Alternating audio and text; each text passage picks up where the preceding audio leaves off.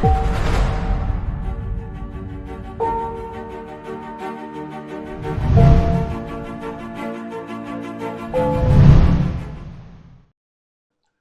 hands under running water. Make sure to cover the back of your hands in between fingers and your thumbs. And then take a clean towel to dry off your hands. It is done, isn't it? Except it isn't. And this is not a coronavirus hand washing guide.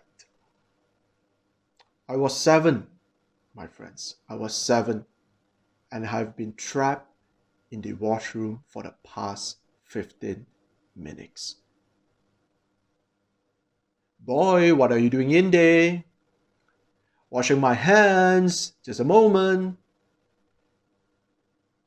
And I feel compelled to keep on washing, drying, washing, drying, wash and dry, wash and dry, soap and water, soap and water.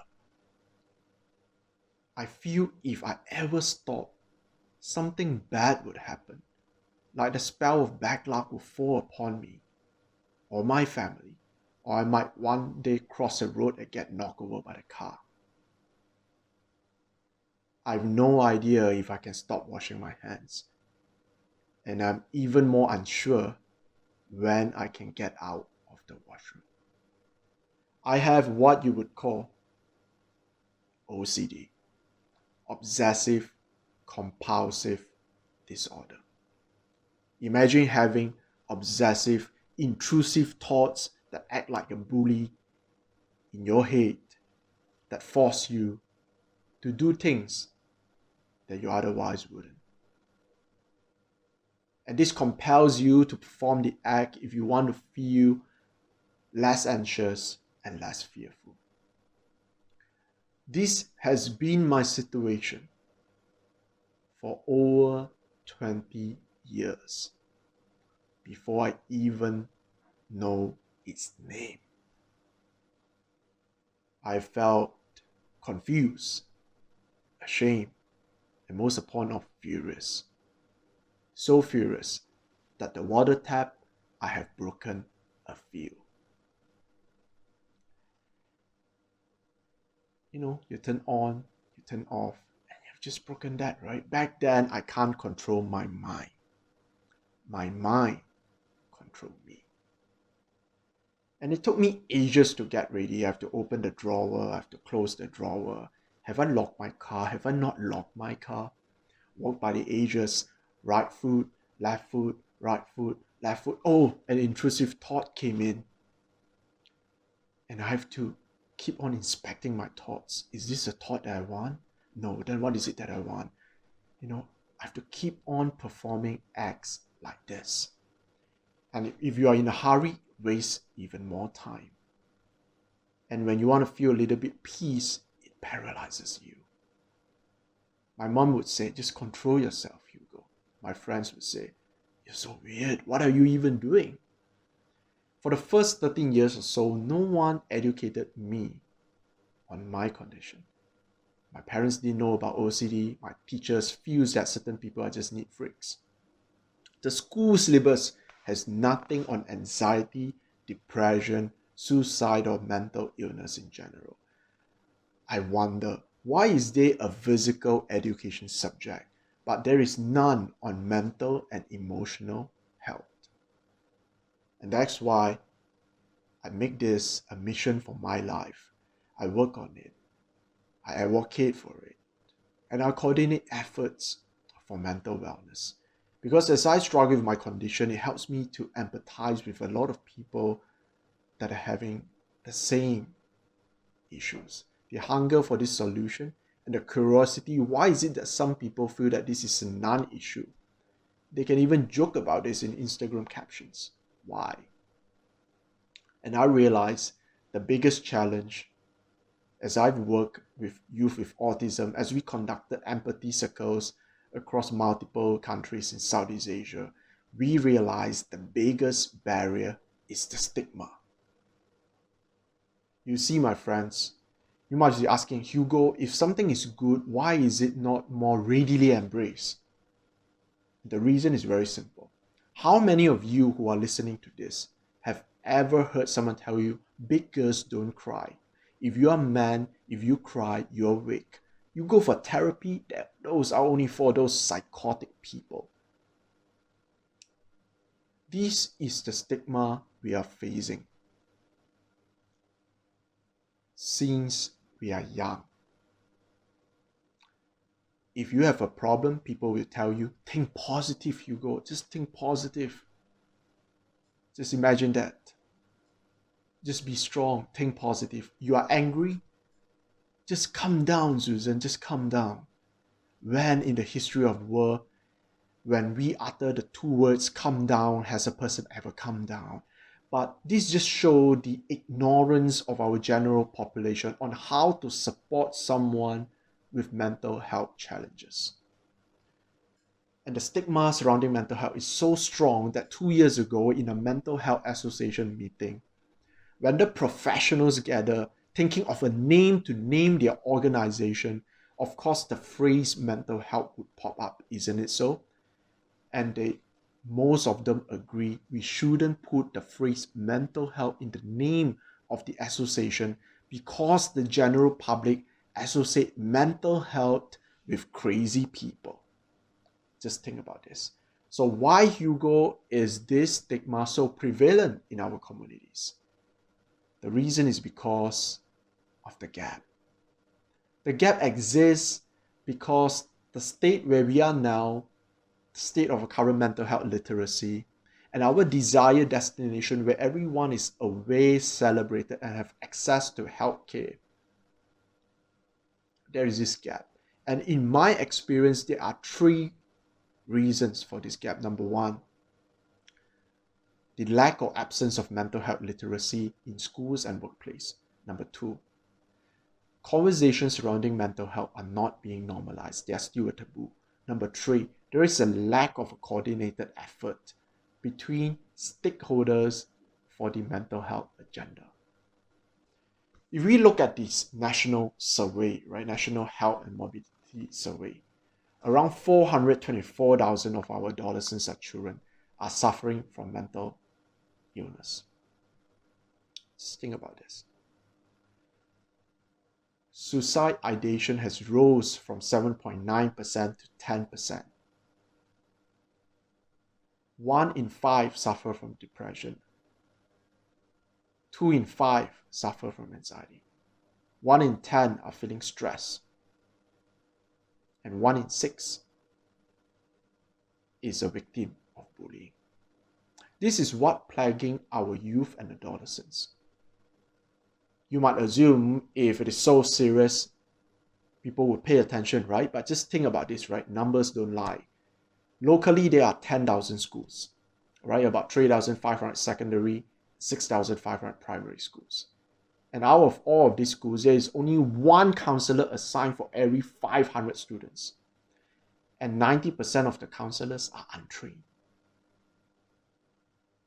Our youth and adolescents will going to counselors as a punishment rather than help. They will rather go to confessions forums to post anonymous comments asking for advice. Let's look at the national statistics. 44% of Malaysians says COVID-19 impacted their mental health. Over 500,000 of adults are suffering from depression. There is only 1.27 psychiatrists per 100,000 of our Malaysian population. And I'm just quoting about local statistics. And there is only 1% of the health budget that goes to mental health. I have not even go to other countries that we have reached out in Southeast Asia. So this is the scenario. Without education access, mental health will remain a persistent and invisible silent pandemic. How do I even talk about this, right? It's not an accident. It's not a physical condition. This is what a sister lamented about her brother who committed suicide last year. You see, this stigma is so prevalent and is so deadly. Luckily, we learned that conversations can shatter stigma. In one of our events, when a beauty queen actually shares how she has been taking anxiety pills when she was younger, left the audience bewildered. How could someone so confident in front of cameras, so eloquent and socially calibrated, have such issues? When a social media influencer committed suicide and was found 14 hours later, she is alive, she is safe. There is nothing you can flush out of her system already. She took just too many pills. She lost 7 years of her memory. This shows us that everyone could be suffering from mental health conditions and challenges. There is no certain look. You could be smiling and you could be suffering. In order to recognize this, we recognize that our communities have herd mentalities. What is done by many will be acceptable, and what is done by key opinion leaders will be followed. That's why we encourage people to speak up, because as you speak up, more people will have the courage, you give them the permission to do the same. And as more and more people participated, it will reach a tipping point where this will surely become normalized. And we see this over and over. When a leader speaks up in an event, the silent majority feel it is okay for them to do so as well. We learned that to bring meaningful reform, we have to bring together stakeholders, right? Whether it's parents, teachers, lawmakers, to come together to make a change. Because children will grow up to be teachers, managers, leaders, lawmakers.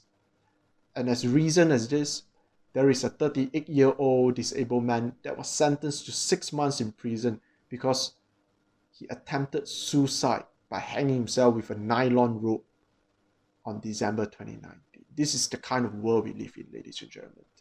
Clearly, our mental health is not just about us. It's about taking care of ourselves and also the people around us. And when we begin to recognize this fact, we can start with better literacy, better access, better support, better policies. The agenda is to close the gap. Or close to 1 billion people worldwide, 970 million to be exact, is suffering from some form of mental illness, anxiety, depression, eating disorder, substance abuse disorder. And when we are talking about 147 billion estimated by 2030, the kind of cost of treatment for anxiety and depression disorder. When we look at next, left and right of us, there are people that are suffering from mental illness that we do not know. Popular statistics says 1 in 4, and in some countries could be higher. Learn to check in on people around us. Do they have sufficient sleep? Are they relapsing into bad habits? Do they have a toxic relationship? Do they have a conducive working environment? Don't let "I'm fine" stop you from caring for someone.